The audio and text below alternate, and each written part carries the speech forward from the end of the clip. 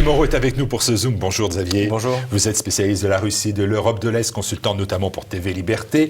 Et nous avons institué un peu ce rendez-vous avec les téléspectateurs pour évoquer l'Europe de l'Est, la Russie et peut-être aussi un petit peu notre pays, la France. Tout d'abord, même si cela a quitté l'actualité française, il y a 5 ans, jour pour jour, c'était du 18 au 21 février 2014, l'Ukraine était en proie à de grandes manifestations, pas de gilets jaunes, mais presque, peut-être vous nous direz s'il y a un rapprochement à faire, place Maïdan, c'est ce qu'on appelle dorénavant l'Euromaïdan, 80 morts, destitution du président Yanukovych, réaction nationale, internationale, 5 ans après.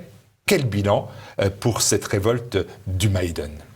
Bien, le bilan est un peu celui que nous avions annoncé, y compris sur votre chaîne de télévision, et également de ce qui a été décrit, en fait, ce que nous avons décrit durant ces 5 dernières années, c'est-à-dire que l'Ukraine est en train de vivre son expérience ukrainienne. Dans le sens où il y avait toute une idéologie qui est née essentiellement dans l'ouest de l'Ukraine et qui était de développer une Ukraine, non pas même pas sans la Russie, mais contre la Russie. Et aujourd'hui, finalement, on comprend mieux la stratégie de Vladimir Poutine, qui a été de dire vous avez fait la révolution, eh bien allez-y jusqu'au bout. Et donc cette révolution qui a été téléguidée de l'aveu même de Victoria Nuland, qui a reconnu que ça avait coûté 5 milliards de dollars au département d'État américain, eh bien de l'aveu même des élites américaines, cette révolution est allée jusqu'au bout et elle est en train de détruire l'Ukraine. Elle est en train de détruire l'Ukraine telle qu'elle a été fondée par Lénine et Staline à partir de 1921. C'est la première expérience réellement étatique sur la durée. L'Ukraine indépendante est née en décembre 1991 et finalement elle n'y arrive pas. Parce que l'Ukraine ne peut pas se développer contre la Russie. Et donc aujourd'hui, on est à un moment clé, puisque c'est 2019, c'est ce que j'ai appelé le mur de 2019, c'est un moment clé parce qu'il y a de nouvelles élections. Il y a des élections présidentielles au mois de mars, il y a des élections parlementaires au mois d'octobre, qui arrivent et qui vont montrer que finalement, bien, l'Ukraine n'est pas un pays achevé, n'est pas un pays accompli. Et aujourd'hui, tout est possible. Et je pense que même le processus vital de l'Ukraine en tant que nation, en tant qu'État-nation, parce que nation, elle l'a jamais vraiment été, eh bien, est engagé. Quand j'ai fait un rapprochement entre les manifestants de la place Maïdan et les manifestants des Champs-Élysées, les Gilets jaunes, vous n'avez peut-être pas totalement apprécié ce rapprochement. Je pensais pourtant que c'était une résistance, une rébellion. Ben non, parce que c'est exactement le contraire. En fait, les Gilets jaunes sont un anti-Maïdan, parce que déjà, ce n'est pas un mouvement centralisé. Maïdan occupait une place, justement, la place Maïdan, et c'était des gens, on va dire, des oisifs. Maintenant, c'est un fait historique que il y avait des bus entiers qui allaient chercher les clochards à l'ouest de l'Ukraine pour les ramener. Ils touchaient $10 par jour, une bouteille de vodka. Et ils meublaient la place Maïdan. Il y avait quelques ultras qui affrontaient les forces de police régulièrement, de manière bien plus violente que ce que les Gilets jaunes, par exemple, ont fait. Et Yanukovych, il n'y a jamais eu 18 éborgnés comme on a vu place Maïdan. Et il a fallu attendre la fin pour qu'il y ait vraiment des morts, c'est-à-dire quand il y a eu le sniping, qui, à mon avis, et je pense que tôt ou tard, ce sera prouvé de manière irréfutable, organisé par Maïdan soi-même, par le... C'est-à-dire que les manifestants sont auto-entretués. Non, c'est-à-dire que, si vous voulez, le 21 février, Maïdan a perdu. C'est-à-dire que les Ukrainiens sont fatigués de Maïdan, les forces de l'ordre finissent par reprendre plus ou moins le contrôle de la place, et à ce moment-là, tout d'un coup, il y a des snipers qui arrivent, on ne sait pas d'où, et qui tirent à la fois sur les policiers, parce qu'il y a 20 morts policiers, qui a tiré sur les policiers, et des dizaines de milliers de manifestants, y compris anti-Yanukovych, qui sont abattus. Et jusqu'à présent, personne n'a expliqué pourquoi est-ce que Yanukovych, qui venait de concéder à justement un triumvirat composé de la France, de la Pologne et de l'Allemagne, tout ça contrôlé par Joe Biden, qui venait de concéder des élections présidentielles pour dans 6 mois après, pourquoi est-ce que tout d'un coup il se serait mis à tirer dans la foule? Donc tout ça, ça ressemble à des scénarios de révolution colorée qui ont été maintes fois répétées. Et encore une fois, c'est centralisé. Il y a des chefs à Maïdan. Vous avez Tiagnibok, donc qui est un nazi de l'ouest de l'Ukraine. Vous avez à l'époque Yatsenuk, qui est le futur premier ministre, qu'on va dire qui est un gaucho libéral. Et vous avez l'idiot de service, mais qui est connu parce que c'est un boxeur victorieux, qui est Vitali Klitschko, qui deviendra maire de Kiev. Donc c'est pas un mouvement décentralisé à la gilet jaune, et surtout c'est un mouvement qui est très centralisé sur Kiev, qui finalement représente pas grand-chose et qui ne représente absolument pas la moitié sud-est de l'Ukraine, alors que finalement, eh bien en France, ça se soulève à Bordeaux, à Nantes, à Toulouse, voilà. Il n'y a pas de chef. Aujourd'hui, même Drouet, Rodriguez, qui sont tout à fait légitimes à parler au nom des Gilets jaunes, mais globalement, ils font des propositions sur leur page Facebook, tiens, si on se retrouvait là, etc. Mais c'est pas du tout la centralisation. Il y a des camps d'entraînement dans l'ouest de l'Ukraine, il y a des vidéos, on voit Yarosh de Pravi Sector à l'été d'avant Maïdan, qui annonce que bientôt, qui annonce à ses troupes en train de s'entraîner, que bientôt, eh bien, le grand soir est arrivé. Vous avez les tercamps qui sont dénoncés par les députés du Parti des Régions dès novembre 2013. Et les tercamps, c'était les modules d'entraînement dans l'ambassade des États-Unis, puisque c'était là qu'est préparée cette révolution. Donc on a, là je suis tout à fait d'accord avec Pierre-Antoine Plaquevent qui est venu sur votre antenne, les Gilets jaunes sont un anti-Maïdan. C'est un mouvement populaire, totalement autonome et surtout totalement imprévisible, parce que Maïdan était quand même relativement prévisible. Il y avait, encore une fois, il y avait des députés qui, même de la Rada, du Parti des Régions, donc parti de Yanukovych, qui avait annoncé que quelque chose se préparait, qu'il fallait quand même commencer à faire attention, et puis finalement c'est arrivé. Alors le 31 mars prochain, toujours en Ukraine, se déroulera le premier tour de l'élection présidentielle. Le président sortant, qui avait succédé à Yanukovych, est Petro Poroshenko. Il a officialisé le 29 janvier son intention de briguer un nouveau mandat. Une élection qui veut le transformer en référendum contre la Russie.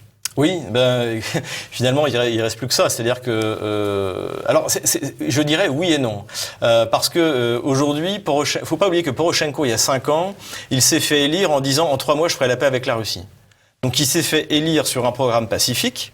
Et c'est pour ça qu'il s'est fait élire de manière aussi magistrale. Parce qu'il avait justement une approche pacifique vis-à-vis de la Russie. Or, une fois au pouvoir, sans doute grisé par la reprise de Slaviansk face aux rebelles au mois de mai 2014, si je me souviens bien, il a cru qu'en fait, il était possible de résoudre le problème du Donbass par la force. Et malheureusement, à partir du mois de juillet, ils ont commencé à subir des échecs militaires successifs qui ont même fini à la catastrophe par ce qu'on appelle des chaudrons. Hein, c'est un terme qu'on a beaucoup utilisé pendant la Deuxième Guerre mondiale. En russe, c'est les katyol. Ou alors, les bataillons, notamment de volontaires, se sont fait exterminer à Ilovaisk ou à Debaltsevo, donc en février 2015, ce qui a entraîné les accords de Minsk. Et donc, Poroshenko, qui était élu sur un programme de paix, aujourd'hui un problème, c'est que son programme de guerre a totalement échoué. Il a perdu la guerre contre les rebelles du Donbass. Il n'a pas réussi à prouver, à démontrer que la Russie s'est impliquée militairement dans le conflit. Et finalement, aujourd'hui, il parle de paix froide. Si vous écoutez sa déclaration, il dit qu'il veut une paix froide avec la Russie. Alors, Poutine ne répond même pas à Poroshenko, mais les quelques députés de Russie Unie ont dit « mais on n'est pas en guerre ». Et donc surtout, ce qui est intéressant, c'est qu'il a parlé pendant 5 ans de la Russie, pays agresseur, et aujourd'hui il parle de la nécessité d'une paix froide. C'est qu'il sent très bien que la population ukrainienne ne croit pas au narratif occidental de la guerre contre la Russie, ne croit pas que la Russie soit présente militairement dans le Donbass, et donc il faut qu'il trouve quelque chose à dire, mais le problème c'est qu'aujourd'hui, il est 3e sur les intentions de vote. Pour un président sortant, c'est quand même c'est hollandesque, je dirais. Et finalement, devant lui, d'après les derniers sondages, vous avez Yulia Tymoshenko, donc qui est un vétéran de la vie politique ukrainienne, et l'ancien Premier ministre, qui a fait de la prison sous Yanukovych. Donc c'est une femme. Alors que Yanukovych espérait la faire fuir d'Ukraine, en fait, elle est restée. Elle a préféré faire de la prison plutôt que de fuir. Donc c'est quand même une femme elle est corrompue, ce que vous voulez, mais c'est une femme dont le courage n'est plus à démontrer. Et vous avez surtout Zelensky, donc qui est l'homme de l'oligarque bien connu Kolomoïski, qui est aussi un des financiers de Maïdan, qui était un comique. Donc qui est un comédien. Un comédien qui joue dans des comédies amoureuses, etc., et qui finalement est assez... Et aujourd'hui, il est en tête des sondages. Un grand succès. Il est en tête... Oui, voilà. Bon, est-ce qu'il sera aussi bon que Ronald Reagan? Ronald Reagan faisait des westerns, c'était un peu plus... Il y a aussi le mouvement 5 étoiles en Italie. Oui, voilà. Non, mais de toute manière, en Ukraine, aujourd'hui, tout est possible. Et finalement, d'avoir un comédien en tête des sondages aujourd'hui, c'est assez symbolique du niveau de la vie politique en Ukraine. Et d'ailleurs, pour ceux qui se désespèrent du niveau de la vie politique en France, s'ils veulent se remonter le moral, qu'ils aillent regarder en Ukraine, parce que là, il y a encore de la marge. Alors, l'envol relatif du comédien Volodymyr Zelensky s'explique aussi par un programme entièrement centré, axé sur la lutte contre la corruption. Ça reste un problème essentiel en Ukraine. Et lui, il a soutenu Maïdan, il a les milices armées par Kiev dans les combats à l'est du pays. Il en a été un soutien. Donc, c'est encore une grande déception pour vous que de voir Zelensky en tête des sondages, si tant est qu'on puisse donner beaucoup de crédit aux sondages ukrainiens quand on voit ceux qui sont français déjà. Non, je pense que les sondages ukrainiens sont assez représentatifs. Si vous voulez, il y a deux problèmes pour les élections ukrainiennes. C'est que déjà, vous avez par exemple entre 2 et 3 millions de travailleurs ukrainiens qui sont en Russie, qui n'auront pas le droit de voter. Ça, c'est déjà été annoncé par le... S'ils veulent voter, il faut qu'ils reviennent en Ukraine. Ce qui coûte de l'argent, de ce qu'ils ne feront pas. Vous avez encore 2 millions de travailleurs qui sont en Pologne ou qui sont partis au Canada et qui n'en reviendront pas. Donc vous avez toutes les forces vives de l'Ukraine qui ne voteront pas. Et tous ces gens-là, donc, qui sont quand même inscrits sur liste électorale, eh bien, à mon avis, ils vont quand même voter et je pense qu'il y aura des trucages massifs pour les élections.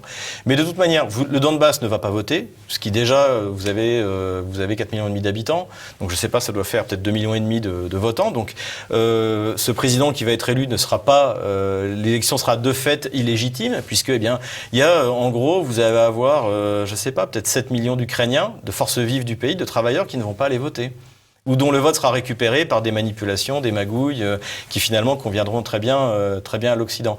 Et de toute manière, moi je pense qu'aujourd'hui, la stratégie que les Russes, d'ailleurs, notamment les plus nationalistes, n'ont pas toujours compris, la stratégie de Poutine depuis le début, qui est de laisser l'Ukraine faire l'expérience de son expérience ukrainienne, ce que je vous disais au début.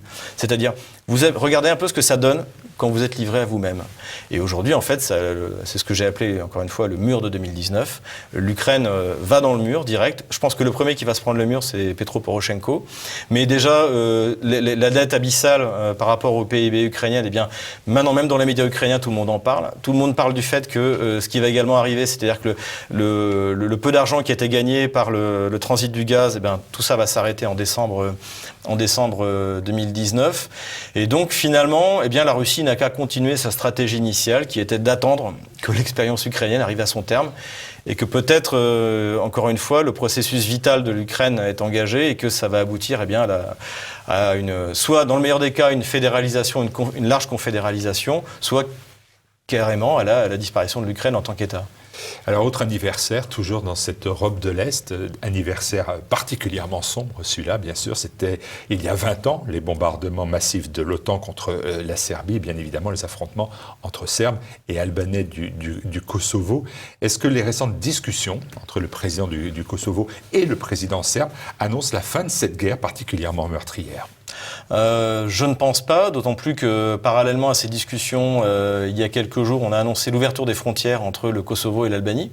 C'est-à-dire que, il fallait être totalement naïf pour s'imaginer que le projet, c'était un Kosovo multiethnique, indépendant, multiracial, etc., etc. Tout ça, ça n'a jamais été un projet. Le but était d'affaiblir la seule puissance qui puisse, et là, les intérêts germaniques et les intérêts américains se rejoignaient, c'est-à-dire, il fallait empêcher l'existence dans le centre de l'Europe, dans les Balkans, d'une puissance slave orthodoxe, serbe, traditionnellement alliée de la France, mais depuis 30 ans, la France est sortie du concert des nations en tant que puissance influente, mais surtout alliée de la Russie. Et c'était ça l'objectif. Et l'objectif rejoignait un autre objectif qui est celui de la Grande Albanie. Et aujourd'hui, c'est de ça dont il est question. C'est-à-dire que le Kosovo, finalement, va être rattaché de facto à l'Albanie, même si d'ailleurs les Albanais d'Albanie n'en veulent pas forcément, et si les Albanais du Kosovo n'en veulent pas forcément non plus. Mais après, il faudrait faire une émission rien que là-dessus, c'est un peu plus compliqué. Mais globalement, l'objectif de cette guerre qui était, a été de contribuer à la dissolution de la Serbie, la grande puissance serbe orthodoxe des Balkans, pour bien faire un redécoupage qui soit favorable aux ambitions hégémoniques germaniques ou américaines. Mais d'un autre côté, je dirais que c'est aussi l'anniversaire, c'est le début du déclin américain. Parce que c'est la première fois que les Américains n'ont pas osé envahir un pays. Ils ont eu peur. Si vous vous souvenez, les exigences à Rambouillet en mars 1999 étaient totalement délirantes. Droit de police dans toute la Serbie. Enfin, en gros, c'était quasiment l'ultimatum de l'Autriche. Ce serait bien clair, c'est après ces négociations de Rambouillet que voilà, Milosevic a dit non parce que c'était absolument aucun État n'aurait accepté ça. Les alliés, l'OTAN pensaient que ça allait durer 3 jours, ça a duré 78 jours. Et à la fin, ce qu'a demandé Milosevic, il l'a obtenu. Ce qui fait qu'aujourd'hui, selon le droit international, le Kosovo, c'est la Serbie. Résolution 1244 du Conseil de sécurité des Nations Unies. Et donc, c'est pour ça que je dis c'est aussi le début du déclin américain, c'est que, ils n'ont pas osé attaquer les Serbes parce qu'ils avaient peur, parce qu'ils ont vu que les Allemands avaient mis plusieurs divisions, notamment des divisions SS pendant la Deuxième Guerre mondiale, qui sont toutes faites découpées en rondelles par les Serbes, et donc ils n'allaient pas envoyer l'armée américaine ou l'armée allemande ou l'armée française se faire découper de la même manière avec des Serbes qui défendaient leur territoire historique. Malheureusement, les Serbes sont toujours aussi courageux, mais leurs élites ne sont plus vraiment à la hauteur de Draža Mihailović, par exemple. Et donc, ils ont perdu la paix. Mais cela dit, du point de vue du droit international, selon la résolution 1244, le Kosovo et la Serbie et la France, comme les puissances européennes qui ont reconnu le Kosovo, chaque jour que Dieu fait enfreignent le droit international puisqu'ils ont des représentations diplomatiques à Pristina. Alors néanmoins, il y a une discussion entre le président du Kosovo et le président serbe. Quelles sont les concessions qui peuvent être faites de part et d'autre ? À mon avis, c'est plutôt des concessions pratiques, c'est-à-dire que vous avez, donc encore une fois, cet État multiethnique a totalement échoué. Vous avez les Serbes qui sont soit au nord du Kosovo, dans un espèce de triangle au nord du Kosovo, donc c'est une zone, je dirais, ethniquement et même racialement, je dirais, serbe. Et puis vous avez une minorité qui est près de Prizren à Štrbce, qui elle est totalement isolée, où il y a à peu près une dizaine de milliers de Serbes. Et la question, c'est comment est-ce que ces gens-là vont pouvoir vivre ? Comment est-ce qu'ils vont survivre ? Et puis le reste, c'est des Albanais. Et puis vous avez également des Gorani, qui sont des Serbes musulmans. Vous avez des Roms. Vous avez de tout. Donc à la limite, le but, c'est d'essayer d'arranger ça.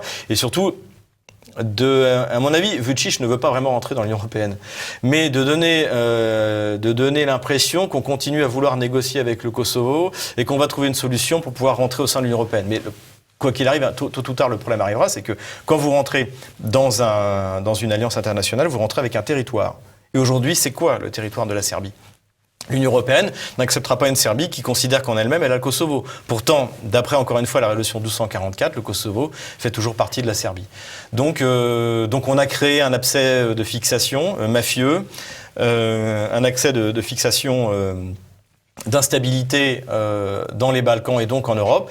Et il n'y a pas de solution. On a créé un problème dont on n'a pas la solution, sauf de respecter le droit international et de faire en sorte de reconnaître que le Kosovo, effectivement, c'est la Serbie. Il y a quelques jours, le président russe, Vladimir Poutine, était en visite officielle à Belgrade. Belgrade qui garde d'ailleurs les stigmates de ces bombardements, physiquement, bien sûr. Il a témoigné de la volonté de Moscou de participer activement à la résolution du problème. Est-ce que vous considérez que Moscou est incontournable, ou est-ce que ce sont des rodomontades du président russe ? Non, je crois que désormais, vous parliez justement de l'anniversaire, si vous me permettez, en aparté. 1999, au début des bombardements, si je me souviens bien, Vladimir Poutine est encore chef du FSB, donc du service secret intérieur russe. Et ensuite, il devient Premier ministre, puisque notamment une des conséquences de la crise yougoslave, c'est le départ de Primakov. Mais c'était plutôt des raisons internes. Et Vladimir Poutine arrive Premier ministre, et la crise du Kosovo lui montre qu'il ne peut pas faire confiance à l'Occident. Et donc toute la politique en fait de Vladimir Poutine va être influencée par cette guerre du Kosovo. Et une conséquence indirecte de la guerre du Kosovo, c'est la politique d'indépendance nationale qui a été suivie par Vladimir Poutine. Fermons la parenthèse. Moscou incontournable ou pas ? Moscou incontournable désormais, oui, bien sûr. Déjà militairement, il est évident qu'aujourd'hui, l'OTAN ne pourrait plus bombarder la Serbie comme elle l'a bombardé il y a 20 ans. Si on a vu à la place de Yeltsin un Poutine, il est évident que le Kosovo serait toujours serbe et qu'il n'y aurait pas eu l'épuration ethnique contre les Serbes qui a été exercée. Et maintenant, le problème, c'est l'isolement géographique de la Serbie. Puisque la Serbie a perdu son accès à la mer, puisqu'elle a perdu le Monténégro, une tentative plutôt habile, finalement, pour la Russie de revenir influente en Serbie par des contrats, par de l'aide militaire, donc la livraison gratuite de MiG-29, même s'ils doivent être après retapés aux frais de la Serbie, ce qui donne une aviation très solide en fait dans les Balkans. Avec les MiG-29, ça va être l'aviation la plus sérieuse dans les Balkans. C'est aussi la politique du gaz, puisque le Turkish Stream, aujourd'hui, a priori la nouvelle est tombée il y a 2 jours, remontera par la Bulgarie, traversera la Serbie, donc pour aller jusqu'en Autriche, donc ça fera des revenus supplémentaires pour la Serbie.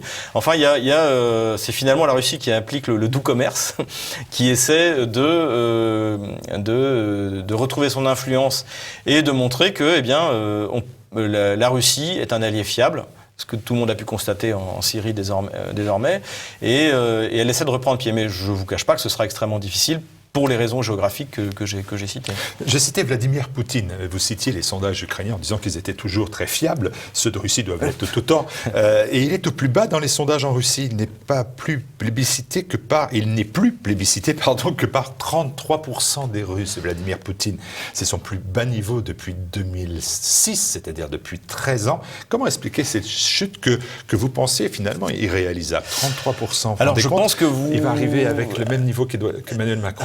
Non, ça je pense que même s'il le faisait exprès, il n'y arriverait pas. Non, en fait, là, vous citez le sondage d'un sondage de Vitseum, qui est tout à fait fiable. Hein. D'ailleurs, on considère que Vitseum, c'est un institut de sondage qui est proche du Kremlin, mais en fait, c'est un sondage sur 100.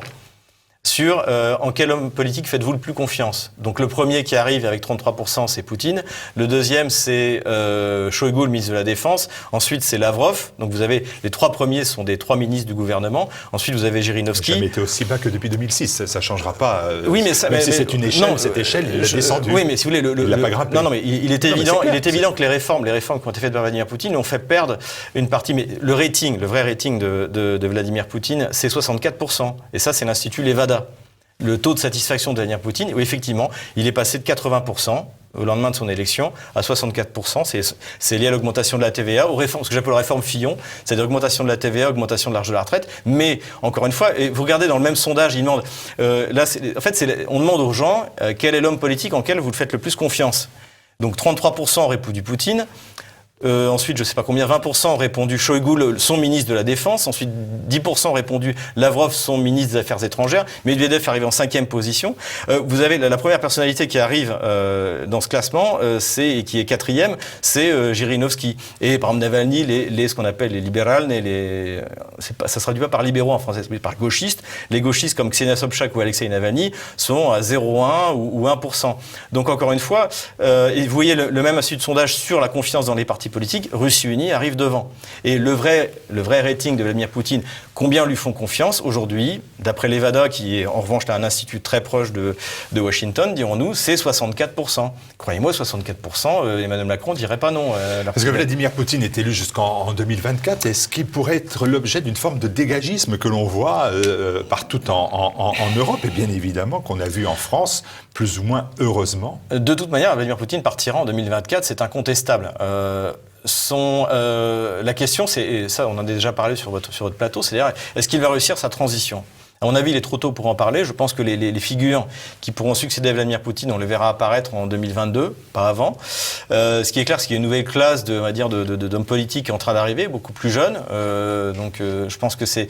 Et pour l'instant, d'ailleurs, c'est un sujet qui ne m'intéresse pas tellement parce qu'encore une fois, je commencerai à regarder en 2022. Ça ne sert à rien de faire des plans sur la comète. 2 ans avant son départ, vous regarderez seulement 2 ans avant son départ. Je regarderai quelles sont les personnalités qui ont monté et qui pourraient être des successeurs à Vladimir Poutine. Aujourd'hui, il a fait passer, dans les 6 premiers mois de son sextennat, il a fait passer les 2 réformes qui étaient les plus difficiles, c'est-à-dire l'augmentation de la TVA et l'augmentation de l'âge de la retraite. Ça lui a entraîné des manifestations. Comment? Qui a entraîné des manifestations. 6 000 personnes à Moscou, sur une ville de 12 millions d'habitants.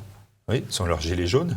Non, justement. Si, la défense des retraites, c'est la même chose qu'en France. C'est bien des gilets jaunes. Non, mais alors, c'est pas le même esprit. Alors, je pense pas que ce soit le même esprit, parce que je pense quand on manifeste contre les moins de retraite en France, c'est mieux que quand on manifeste contre moins de retraite en Russie. Quand vous arrivez à mobiliser 6 000 personnes sur une ville qui fait 12 millions d'habitants, plus sa région qui fait 20 millions d'habitants, 6 000 personnes, c'est pas représentant des retraités russes. C'est de manifester peut-être à Moscou. C'est plus facile qu'en France. Et puis on n'éborgne pas les gens. La violence de la répression du régime d'Emmanuel Macron, on en est à 18 éborgnés, 93 blessés graves. Honnêtement, je me souviens des manifestations de Bolotnaïa, je n'ai jamais vu ça.